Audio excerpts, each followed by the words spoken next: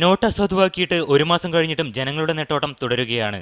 ഇതിനിടെ ATM-കൾ 2 ആഴ്ച കൊണ്ട് പൂർണ്ണ സജ്ജമാകുമെന്ന പ്രഖ്യാപനവും പാഴ്വാക്കായി. മിക്ക ATM-കൾക്കും ഷട്ടർ വീണു. പ്രവർത്തനക്ഷമമായ ATM-കളിലാവട്ടെ 2000 രൂപയുടെ ഒറ്റനോട്ടും. ഇതിനിടെ അക്കൗണ്ടുള്ള ബാങ്കിൽ നിന്ന് 24,000 രൂപ വരെ പിൻവലിക്കാമെന്ന RBI ഉത്തരവ് വന്നെങ്കിലും വിരലിലെണ്ണാവുന്ന ബാങ്കുകൾ മാത്രമാണ് ഇത് പാലിക്കുന്നത്. ഇന്ന് വരെ ഈ ചില്ലറേൻ്റെ പ്രശ്നം അവസാനിച്ചു. ഒരു 10 ആളെടുത്ത് നിങ്ങൾ അന്വേഷിച്ച് കഴിഞ്ഞാൽ ഒരു 8 ആളും പറയുന്നത് ഇതാണ്. കാരണം ചില്ലറേൻ്റെ പ്രശ്നം അവസാനിച്ചിട്ടില്ല. എവിടെ അവസാനിച്ചത് നിങ്ങളൊന്ന് പറഞ്ഞിട്ട്. നോട്ട് പ്രതിസന്ധി മലബാറിലാണ് വലിയ പ്രത്യാഘാതം ഉണ്ടാക്കിയത്. മധ്യ കേരളത്തിലും തെക്കൻ കേരളത്തിലും ചില ചെറുകിട കച്ചവടക്കാർ സ്വൈപ്പിംഗ് മെഷീനുകളും പേടിഎം സംവിധാനവും ഏർപ്പാടാക്കിയെങ്കിലും വടക്കൻ കേരളത്തിലെ കച്ചവടക്കാർ ഇത് പ്രായോഗികമല്ലെന്നാണ് പറയുന്നത്.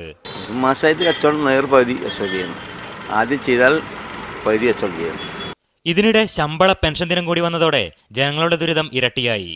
ആവശ്യപ്പെട്ട പണം കിട്ടാത്തതിനാൽ മിക്ക ട്രഷറികളിലും ശമ്പള പെൻഷൻ വിതരണം 8ാം ദിവസമായ ഇന്നും പ്രതിസന്ധിയിലാണ്.